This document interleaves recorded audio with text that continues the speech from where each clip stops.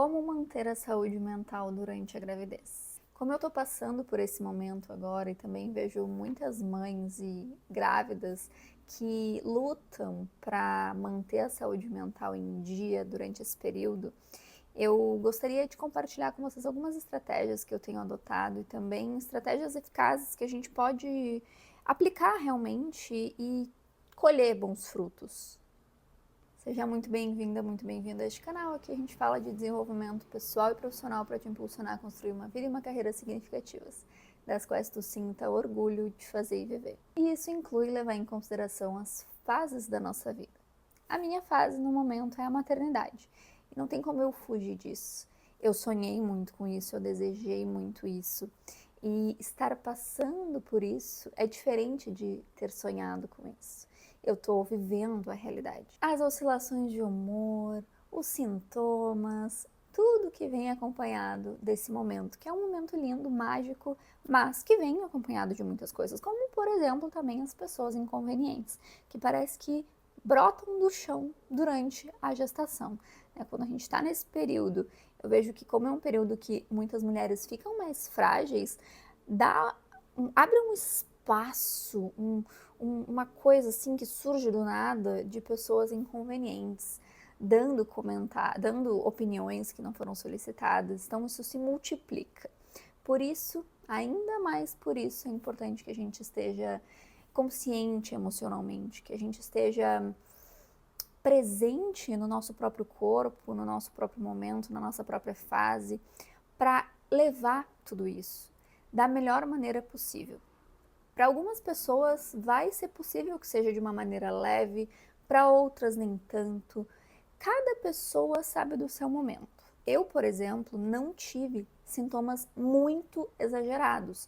Sintomas que eu tive e ainda tenho, por exemplo, são algumas dores no corpo, realmente. Eu tive dor do crescimento, que eu descobri que isso existe só depois de estar grávida. Dor do crescimento eu senti bastante, mas eu não tive enjoos muito fortes, que eu sei que abala muitas mulheres.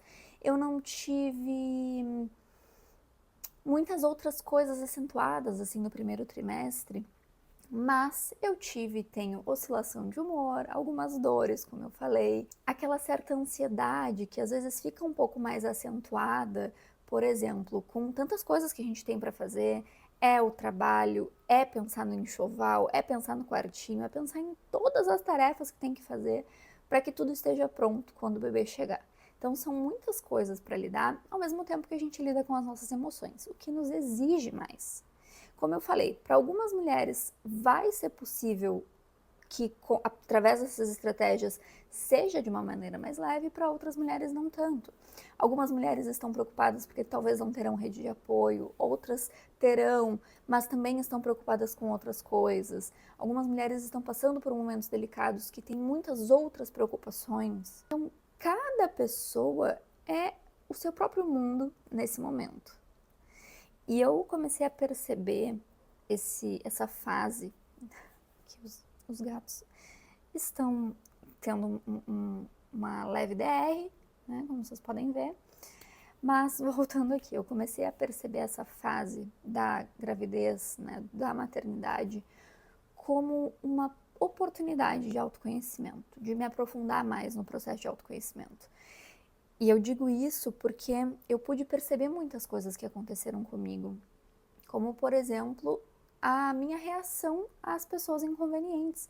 Eu sempre achei que eu fosse ficar muito mais braba, que eu fosse ser muito mais respondona nessa fase, que eu não fosse ficar calada porque eu ouvisse. Mas a verdade é que, até o momento, tudo que eu fiz foi ignorar. Comentários inadequados que eu recebi foi ignorar.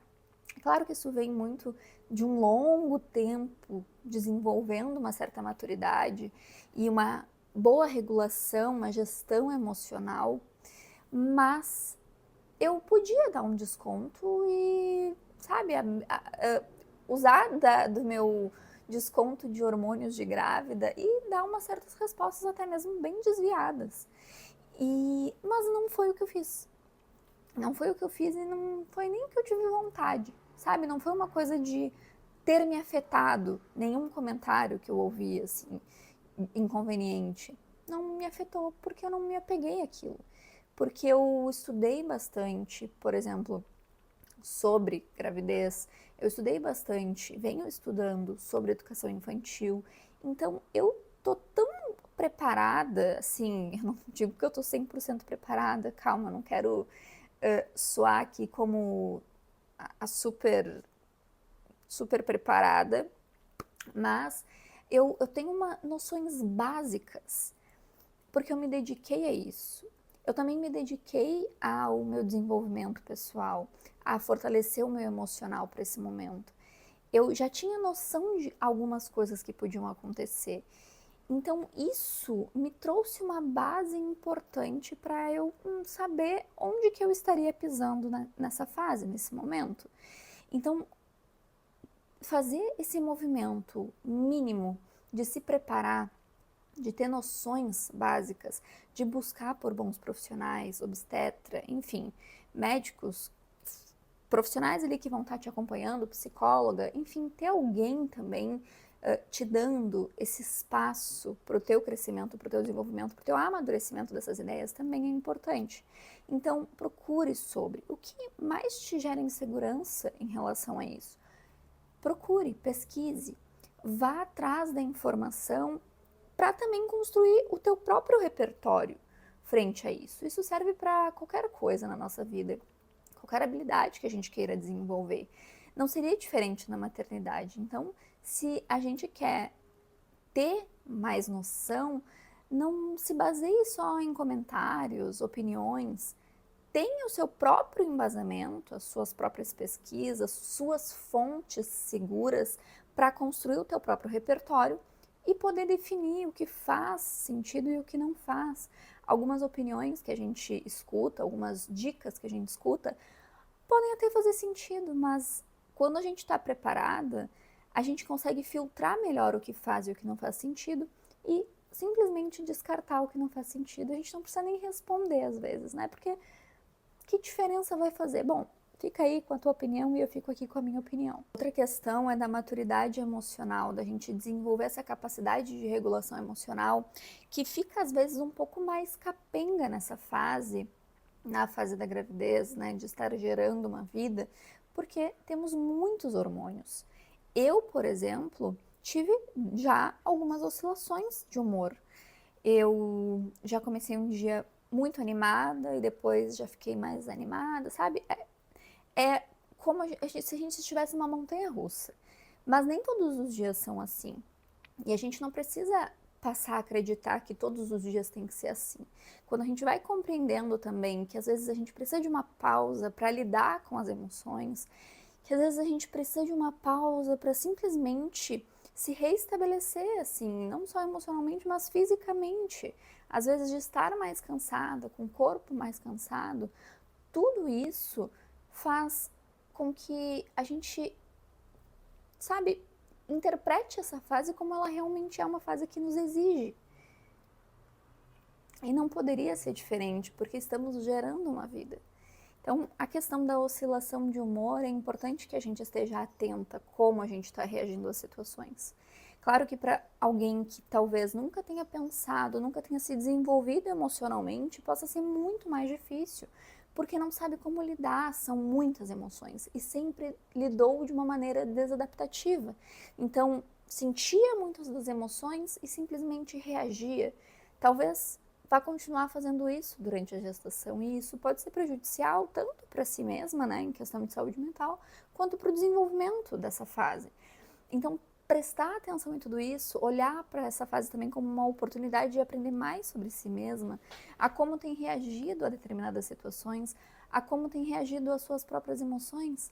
Não significa anular as emoções negativas. Então, se eu não me sinto bem com alguma coisa, ou se hoje eu tô triste, eu tenho que ficar feliz, eu tenho que ficar feliz. Não se trata disso. Se trata de se perceber.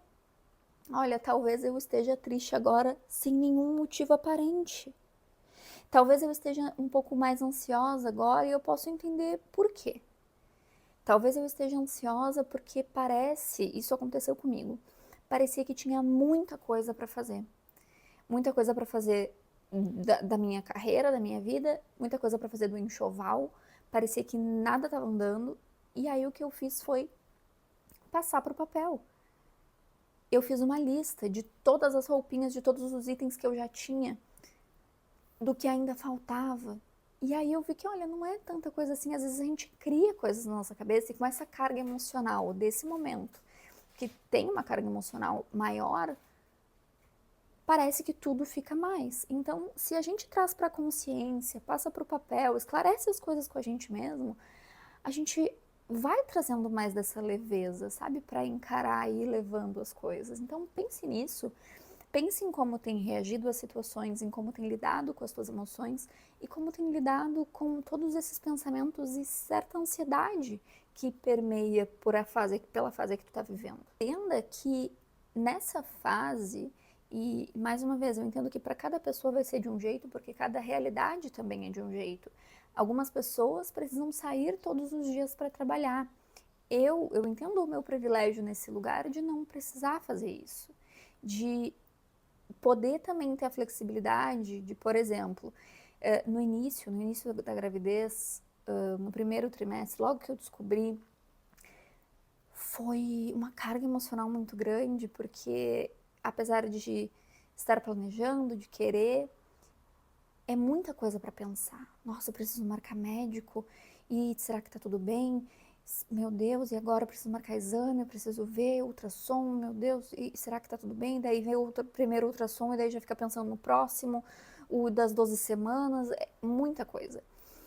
E aí eu acabei ali naquele período procrastinando muitas coisas que eu tinha para fazer. E o que me gerou ali, algumas semanas, uma culpa.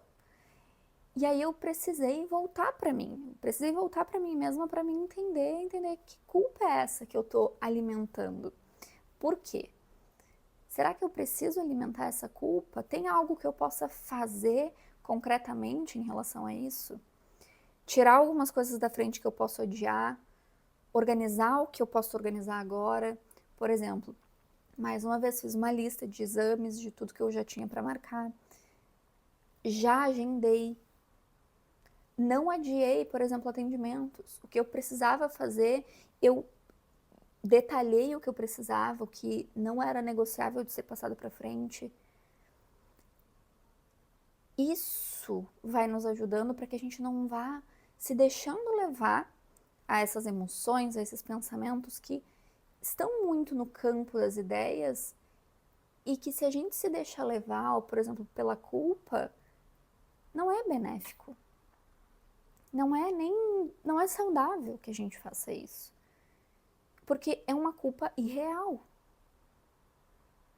Eu posso estar mais ansiosa porque realmente eu tenho bastante mais coisas para fazer, surgiu mais coisas para fazer. Tem o receio dessas primeiras semanas de gravidez. Tem o receio de quando vem um exame importante. E isso é comum, isso é normal. Alimentar culpa é que não é normal e a gente não precisa fazer isso. Então tome cuidado nas culpas que tem alimentado. Como tem se tratado, como tem lidado consigo mesma.